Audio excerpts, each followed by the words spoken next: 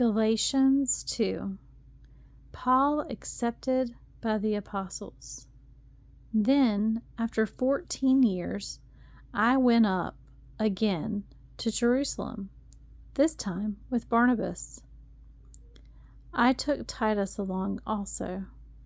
I went in response to a revelation and meeting privately with those esteemed as leaders. I presented to them the gospel that I preach among the Gentiles.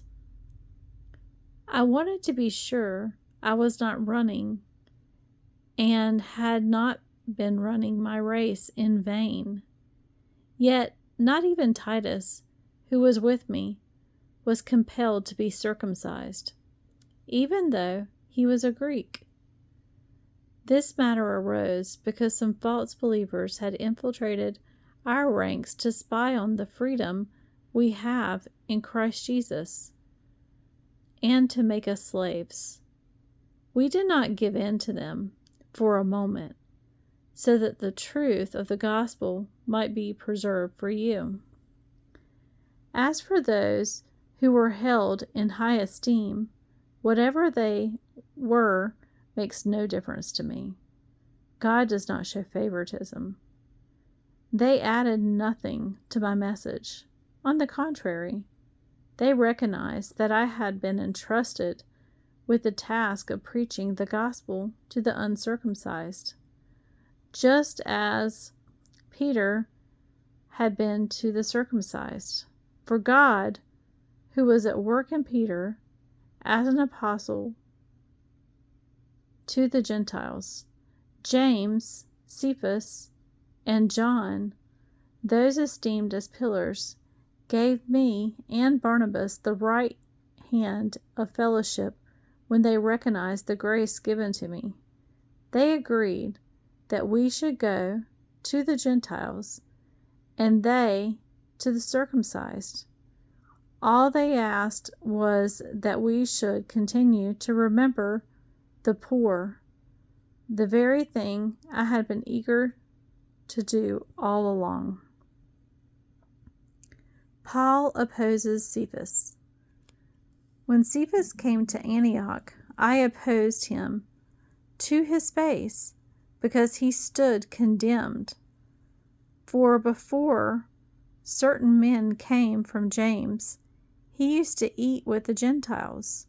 But when they arrived, he began to draw back and separate himself from the Gentiles, because he was afraid of those who belonged to the circumcision group.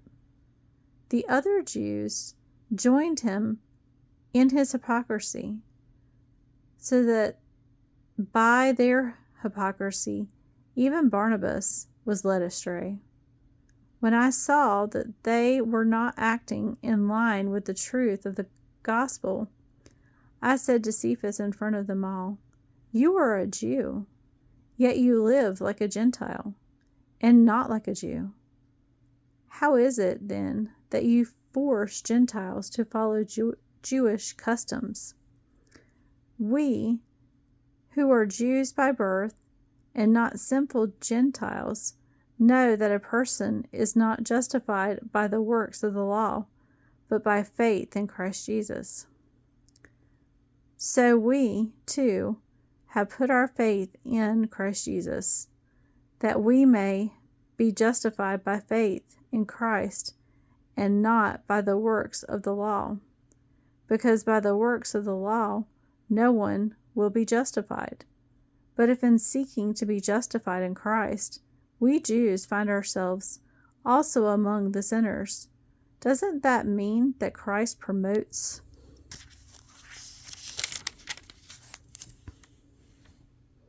sin? Absolutely not. If I rebuild what I destroyed, then I really would be a lawbreaker. For through the law I died to the law, so that I might live for God. I have been crucified with Christ, and I no longer live, but Christ lives in me. The life I now live in the body I live by faith in the Son of God, who loved me and gave himself for me. I do not set aside the grace of God, for if righteousness could be gained through the law, Christ died for nothing.